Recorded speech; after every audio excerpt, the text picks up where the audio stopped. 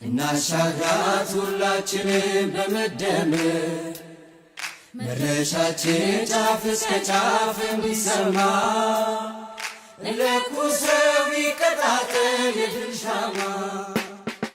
የኑሮ ውድነትን የማቃለልና ገበያን የማረጋጋት አቋማችንና ትልሞቻችን መድረሻችን ጫፍ እስከ ጫፍ እንዲሰማ ለኩሰው ይቀጣጠል። በኑሮ ውድነት ላይ የብልጽግና ፓርቲ እሳቤና አቋም።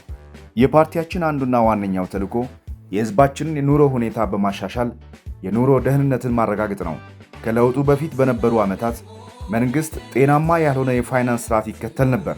ጥብቅ የሆነ የገንዘብ ፖሊሲ አልነበረውም። አቅርቦት ከፍላጎት ጋር በየጊዜው እንዲጣጣም አልተደረገም። የሀገር ውስጥ ንግድ አሰራር ስርዓት አልዘመነም። በሕገወጥ የንግድ አሰራሮች ምክንያት ከፍተኛ የዋጋ ግሽበት ተከስቷል።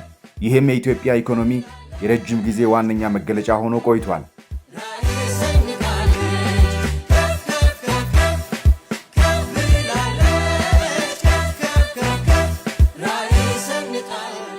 ብልጽግና ወደ ስልጣን ከመጣ ጀምሮ ይህንን ሀገራዊ ችግር ከመሰረቱ ለውጦ የኑሮ ውድነትን ለማቃለልና ገበያን ለማረጋጋት ጥረት ሲያደርግ ነው የቆየው።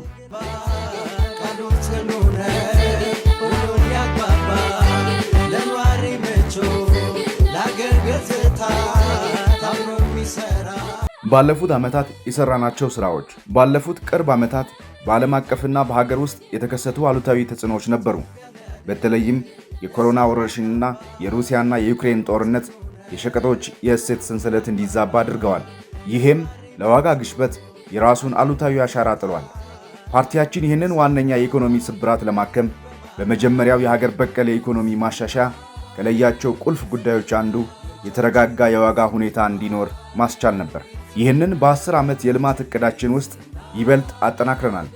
በዚህ ዕቅድም የዋጋ ግሽበትን ለመቆጣጠር የሚያስችሉ መጠነ ሰፊ እርምጃዎችን በመለየት ተግባራዊ እያደረግን እንገኛለን።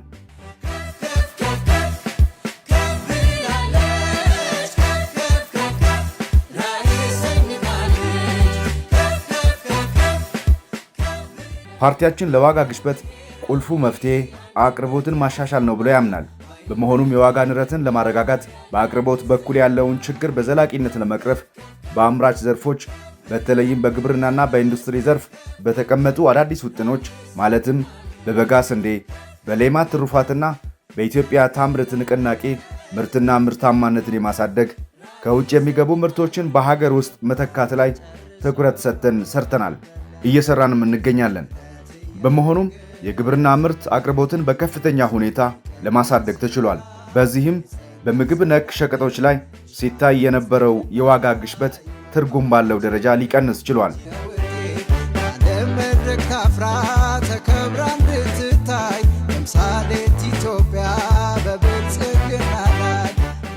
ከለውጡ በፊት የኑሮ ውድነት ሊባባስ የቻለው መንግሥት ያለ አቅሙ ገንዘብ እያተመና ከባንክ የተበደረ ወጪውን ስለሚሸፍን ነበር። ይህ ደግሞ በገበያ ላይ የገንዘብ መዛባትና የዋጋ ንረትን ፈጥሮ ቋሚና ዝቅተኛ ገቢ ባለው ሕዝብ ላይ ትልቅ ሸክም ሆኖ ቆይቷል። ፓርቲያችን ብልጽግና ይህንን የተሳሳተ መንገድ እንዲቆም አድርጓል። አሁን ላይ መንግሥት ካለው ገቢ በላይ ከባንክ አይበደርም፣ ያለ በቂ ምክንያትም ገንዘብ አያትምም። በዚህም በገበያ ላይ ያለው የገንዘብ መጠን ከሚመረተው ምርት ጋር እንዲመጣጠንና የብር የመግዛት አቅም እንዳይዳከም ጥብቅ ቁጥጥር እያደረግን ነው። መንግሥት ለልማት ሥራዎች የሚፈልገውን ገንዘብ ለዋጋ ንረት ምክንያት በሚሆኑ የብድር ምንጮች ከመሸፈን ተቆጥቧል።